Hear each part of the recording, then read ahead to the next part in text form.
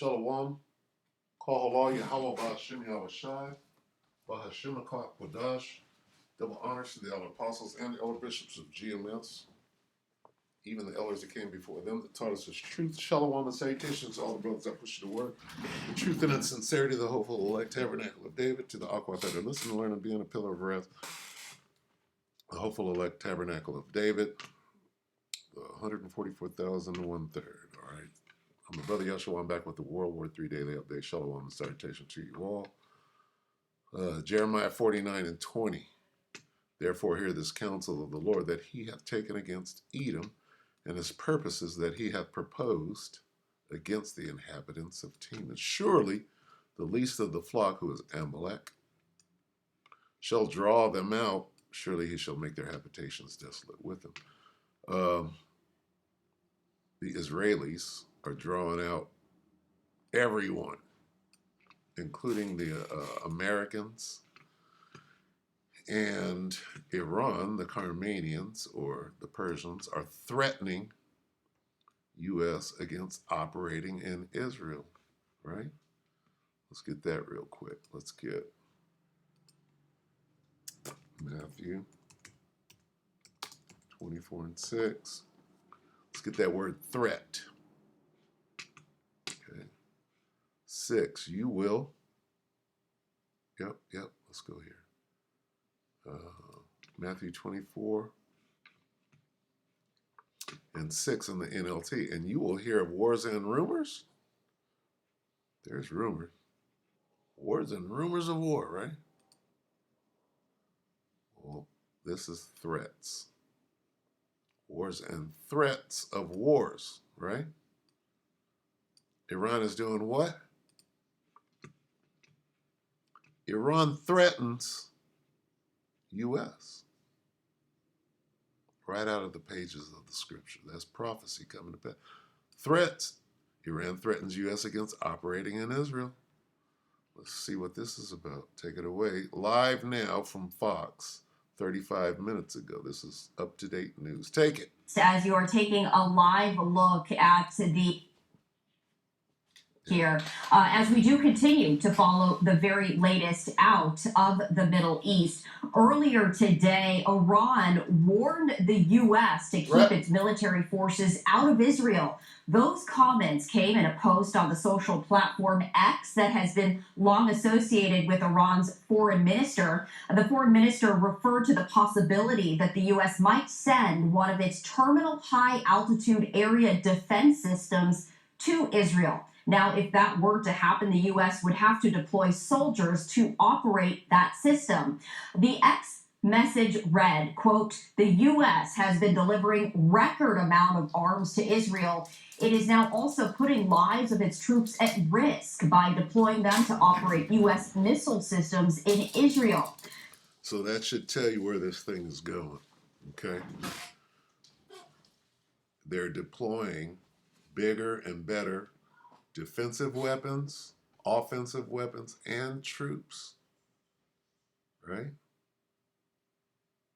They're not backing up and saying, let's talk about it, let's wave a white flag and have diplomacy.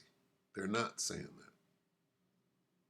They're sending in the troops, they're sending weapons and ammunition and money. Was continued by saying, quote, while we have made tremendous efforts in recent days to contain an all-out war in our region, I say it clearly that we have no red lines in defending our people and interests, end quote. Iran's foreign ministry did not respond to a request for comment by the Associated Press. Those remarks were carried by Iranian state media. Israel is widely believed to be planning to attack Iran over its missile strike on Israel earlier this month, its second direct attack on Israel during the ongoing Israel-Hamas war that's widened to Lebanon and involved other Iranian-backed militant groups in the region. To speak more on this, I do want to bring in Jonathan Rue, who is the Director of Foreign Policy at GINSA. And Jonathan, thank you for taking the time to speak with us here on Live Now from It's Frodo Baggins. Thank you as always for having me.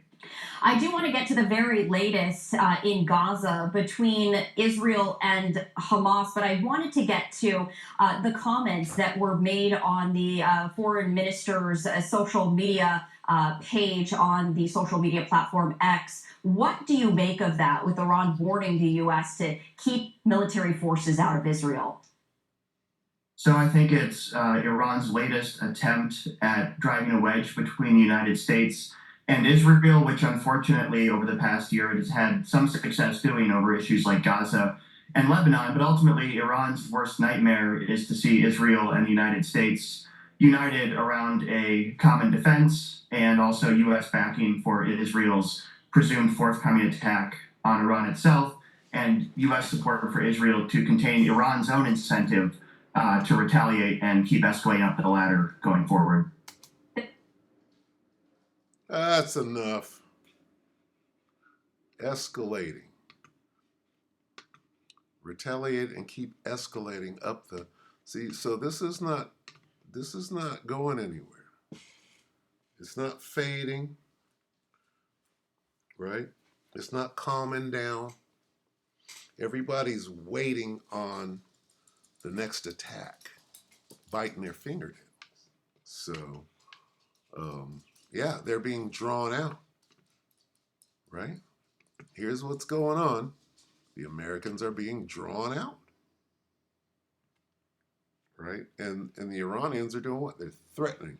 So those two things, right, that we stated early on. Let's go back. Let's go to surely the least of the flock, which is, let's get that here, Jeremiah. So here we have the Israelis, right? Surely the least of the flock shall draw them out. So who's being drawn out? The Americans are being drawn out. The Iranians are being drawn out. The Houthis down in Yemen, Lebanon, everybody's being drawn into this situation. Who's doing it? The least of the flock, the Amalekites. Okay, there's one. And what else do we have?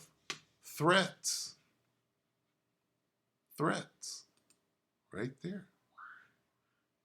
Matthew 24:6. And you will hear of wars and threats of wars. What's this? Iran threatens who? U.S. Babylon the Great. Top of the spear, the tip of the spear. Iran threatens. So we got threats, and we got what? We got troops being drawn out, right?